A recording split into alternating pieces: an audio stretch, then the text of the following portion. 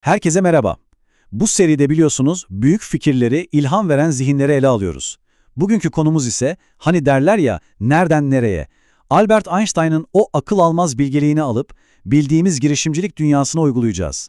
Yani sıfırdan bir iş kurarken Einstein bize ne fısıldar ona bakacağız. Evet yanlış duymadınız. Görelilik teorisinin babasından bugünün startuplarına hayat dersleri. Kulağa çılgınca geliyor değil mi? Ama bekleyin. O zaman hiç vakit kaybetmeden direkt konuya dalalım. Aklınıza gelen ilk soruyu tahmin edebiliyorum. Dahi bir fizikçi, yani atomu parçalamış bir adam bize bir iş kurmak hakkında ne öğretebilir ki? Yani alaka ne? Ama işte işin güzel yanı da bu. Cevap öyle sıradan bir motivasyon konuşmasından çok ama çok daha derinlerdi. Eğer hazırsanız bu iki apayrı dünya arasındaki o şaşırtıcı bağlantıyı birlikte keşfedelim. Ve işte o köprünün ilk ve en sağlam taşı. Einstein'ın o efsanevi sözü aslında tam da sorduğumuz sorunun cevabı. Hayal gücü bilgiden daha önemlidir. Durup bir düşünün. Bu cümle bir kara deliğin gizemini çözmeye çalışan bir zihinle, pazarda daha kimsenin fark etmediği bir boşluğu gören bir girişimcinin zihnini birbirine bağlıyor. İkisinin de başlangıç noktası aynı. Hayal gücü. Tamam, o zaman ilk durağımız yenilikçinin zihniyeti. Çünkü bakın, bir iş planı yazmadan, bir yatırımcı aramadan, hatta o ilk ürünü kodlamadan önce her şey burada kafanın içinde başlıyor. Başarı dediğimiz şey bir aksiyondan çok önce bir düşünme biçimi aslında. Einstein'a göre her şeyin ateşlendiği yer tam da burası, merak. Diyor ki, benim özel bir yeteneğim falan yok. Ben sadece tutkuyla merak eden biriyim. Bakın bu çok önemli. Başarının sırrı doğuştan gelen bir zeka ya da özel bir kabiliyet değil. Doymak bilmeyen o tutkulu merak. Hani sürekli bu neden böyle ya da peki ya şöyle olsaydı diye soran o iç ses var ya, işte o. Yani merak dediğimiz şey öyle koltuğa oturup hayallere dalmak değil. Özellikle girişimcilikte merak aktif, iş yapan bir araç. Mesela Dropbox'ı düşünün. Kurucusu Drew Houston sürekli o lanet USB belleğini evde unuttuğu için çıldırıyor ve kendine soruyor. Yahu neden dosyalarım her an, her yerde benimle olamıyor? İşte bu basit, sinir bozucu bir sorundan doğan merak, milyarlarca dolarlık bir şirketin ateşini yakan motor oldu. Peki, bu motorun yakıtı ne? İşte o da hayal gücü. Einstein yine bombayı patlatıyor. Zekanın gerçek göstergesi bilgi değil, hayal gücüdür. Yani olay ne kadar çok şey bildiğin değil, bildiklerinle neleri hayal edebildiğin. Steve Jobs bunun en iyi örneği değil mi? O, bizim daha ne istediğimizi bile bilmediğimiz bir geleceği hayal etti. Ve sonra o geleceği küçültüp avucumuzun içine koydu. Hayal gücü tam olarak şu demek. O boş garaja baktığında sadece eski eşyaları değil, dünyanın bir sonraki teknoloji devinin doğduğu yeri görebilmek. Einstein'ın tanımıyla hayatın bize sunacağı güzelliklerin bir ön izlemesi, bir fragmanı. Yani bir girişimci için bu tatlı bir rüya falan değil, gelecekteki başarının ilk taslağı, temel planı. Peki bu yolda yapılan hatalar ne olacak? Einstein'ın buna cevabı o kadar net ki, hiç hata yapmamış biri zaten yeni bir şey denememiştir. Yani hatalar sürecin bir arızası değil, sürecin ta kendisi.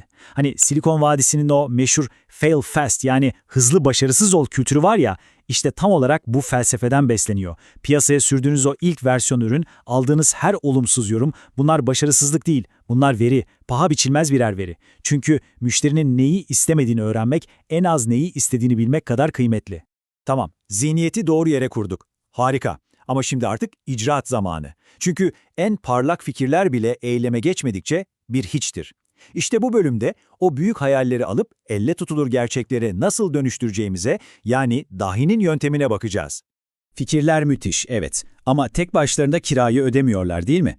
İşte tam bu noktada azim devreye giriyor.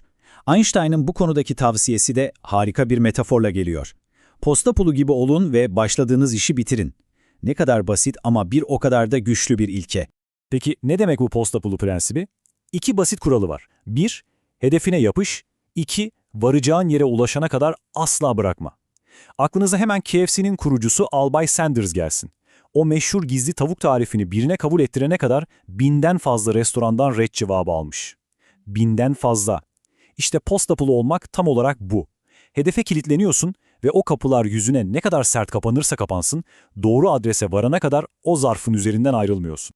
Einstein'ın bu konuda esprili ama çok derin bir lafı daha var. Diyor ki güzel bir kızı öperken aynı anda güvenli araba kullanabilen biri öpücüye hak ettiği ilgiyi göstermiyor demektir. Bu cümle günümüz girişimcisinin en büyük tuzağına, yani o meşhur multitasking illüzyonuna yapılmış en güzel eleştiri. Evet, biliyorum, aynı anda hem CEO, hem pazarlamacı, hem satışçı olmamız bekleniyor ama gerçek şu ki 5 işi 20 verimle yapmak yerine tek bir işi %100 odakla yapmak, işte başarı oradan geliyor. Şimdi burada çok kritik bir denge noktasına geliyoruz. Bakın, bir yanda hata yapmak var, bu bizim tecrübe kazanmamızı sağlıyor. Diğer yandaysa kuralları bilmek var, bu da oyunun stratejisini anlamamızı. İnovasyon için hata yapman şart ama akıllı oynamak için de kuralları bilmen şart. Bu ikisi birbirinin zıttı değil, aksine birbirini tamamlayan iki güç. Ve bu da bizi Einstein'ın bir başka altın kuralına getiriyor. Önce oyunun kurallarını öğrenmek zorundasın, sonra da herkesten daha iyi oynamalısın. Gerçek ustalık, sistemi yıkmaya çalışmadan önce onu içeriden en ince detayına kadar anlamaktan geçer. Yani önce dersini çalışacaksın, pazarı, rakipleri, müşterinin ne istediğini iyice öğreneceksin. İşte o zaman o kuralları kendi lehine nasıl bükebileceğini ve bu oyunu nasıl herkesten daha iyi oynayacağını çözersin. Ve geldik son bölüme. Şimdiye kadar zihniyeti ve yöntemi konuştuk. Artık odağımızı nasıldan çok daha temel bir soruya, nedene çeviriyoruz. Yaptığımız bu işin ardındaki asıl amaç ne? Sadece para kazanmak mı, yoksa daha büyük bir şey mi? Bir miras yaratmak mı? Şimdi bir an durmanızı ve kendinize şu soruyu sormanızı istiyorum. Girişiminizde bir duvara tosladığınızı hissediyor musunuz? Hani sanki bir süredir aynı yerde patinaj yapıyorsunuz, rakamlar bir türlü oynamıyor, o ilk baştaki heyecanınız biraz sönmüş gibi. İşte bu his bizi Einstein'ın en meşhur tanımlarından birine getiriyor. İşte o duvarın, o tıkanıklığın tanımı Einstein'dan geliyor. Delilik, aynı şeyi tekrar tekrar yapıp farklı sonuçlar beklemektir. Çok net değil mi? Eğer sonuçların farklı olmasını istiyorsan, yaptıkların da farklı olması lazım. Aynı yöntemle devam edip sihirli bir şekilde başka bir sonuç beklemek, Einstein ona delilik diyor. Peki bu deliliğin ilacı ne? Çözüm ne? Cevap yine Einstein'dan, hayatının değişmesini istiyorsan önce kendini değiştirmelisin. Bu kadar basit. Pazarı, ekonomiyi, rakipleri değiştiremezsin. Ama değiştirebileceğin tek bir şey var, kendin. Stratejini, bakış açını, yöntemlerini. Değişim her zaman içeriden dışarıya doğru olur. Bu da bizi başarı ve değer arasındaki farka getiriyor. Einstein der ki, başarılı bir insan olmaya değil, değerli bir insan olmaya çalışın. Başarı, ciro gibi rakamlarla ölçülür ve gelip geçici olabilir. Ama değer kalıcıdır. Yarattığınız etkiyle ölçülür. Mesela outdoor giyim markası Patagonia'yı düşünün. Onlar işlerini sadece ceket satmak üzerine değil, çevresel sürdürülebilirlik gibi bir değer üzerine kurdular.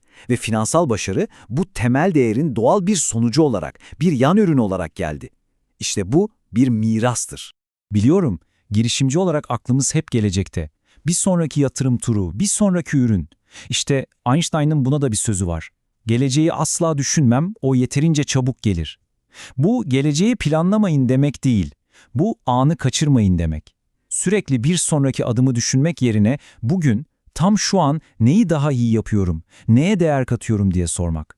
Çünkü değiştirebildiğimiz tek an içinde bulunduğumuz andır. Evet, toparlayacak olursak Einstein'ın dünyasından girişimciliğe yaptığımız bu yolculuğun sonunda vardığımız yer aslında çok net. Değişim sizinle başlar. En büyük devrimler ne bir laboratuvarda ne de bir yönetim kurulu toplantısında başlar. Her şey önce kişinin kendi zihninde başlar. Yani Einstein'ın girişimcilik çerçevesini şöyle özetleyebiliriz. Birincisi, yenilikçinin zihniyetini benimse. Yani merak et, hayal kur. İkincisi, dahinin yönteminde ustalaş. Yani azimli ol, odaklan. Ve üçüncüsü, kalıcı bir miras inşa et. Yani sadece başarıya değil, değer yaratmaya ve değişim getirmeye odaklan. Ve şimdi son bir soruyla sizi baş başa bırakıyorum. Peki ya siz? Siz kendi mirasınızı inşa etmek için Einstein'ın bu kurallarından hangisini uygulayacaksınız? Kendi yolculuğunuzda, işinizde, hayallerinizde bu derslerden hangisi işte bu benim için dedirtti? Yarın ilk iş hangisini uygulamaya başlayacaksınız? Üzerine düşünmeye değer.